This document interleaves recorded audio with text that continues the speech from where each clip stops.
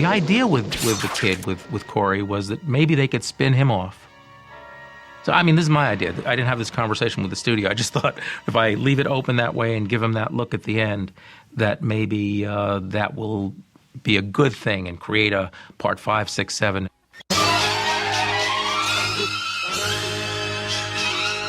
Well, it was an interesting story. What happened with that was they had originally asked me to come back and reprise the role and do the entire sequel. But unfortunately, I was working on Goonies at the time, or fortunately, whichever way you want to look at it. Working on Goonies with Donner and Spielberg at the time, and we were shooting like 6-day weeks for like 6 months.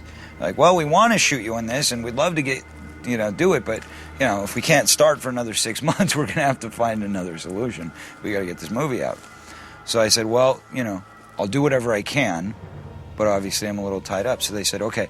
So what they did is they had me come in and work on a Sunday. Let's rip this sucker open. Gotta get a look at the main man.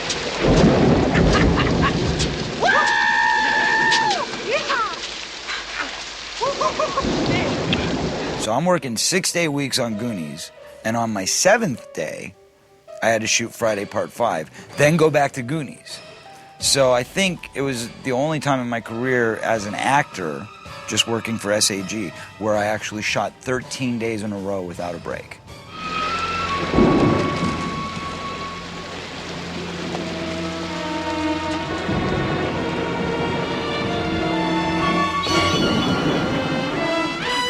And the worst part of it is when I shot the scene for Friday Part 5, they had turned on some, it was supposed to be raining, but of course it wasn't raining. It was the middle of summer and we were out in the valley.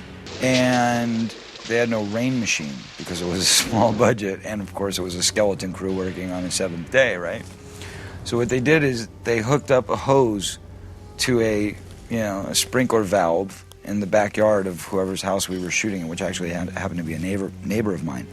And they set up the sprinkler contraption to the hose and then connected it to one of those big faucets that they use for the rain machines. And just, let it pour. So not only am I working on my 7th day before going back into a full another work week, but I'm standing there freezing cold, and there is no Jason there being put into a cemetery plot. It's me standing in my neighbor's backyard, freezing my ass off, going, and they're like, okay, now you're seeing him come out of the grave. Now he's coming after you. Now he's chasing you, and I'm just, oh, okay, yeah, okay, great. Can I get dry now? Thanks, So it wasn't the most pleasurable memory of my career, but it was brief, short and sweet.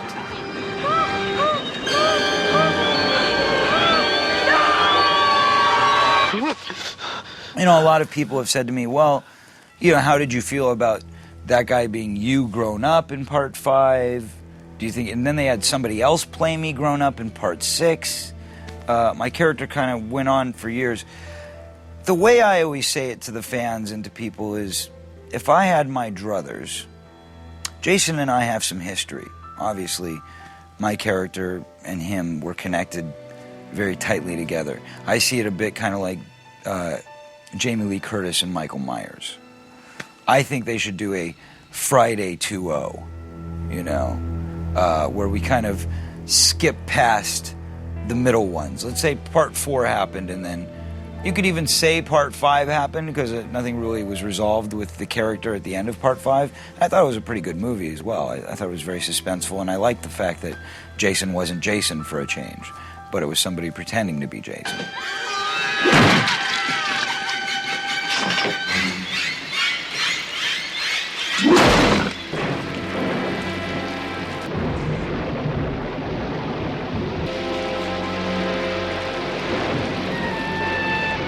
But the way I would, wish it to be if I could go back and do it again or whatever, is that we would kind of skip over 6, 7, 8, 9 and kind of pick up the plot line right after 5 and have me come back as the character as Tommy Jarvis and do it grown up and, have that kind of final confrontation. I think that would be a lot of fun.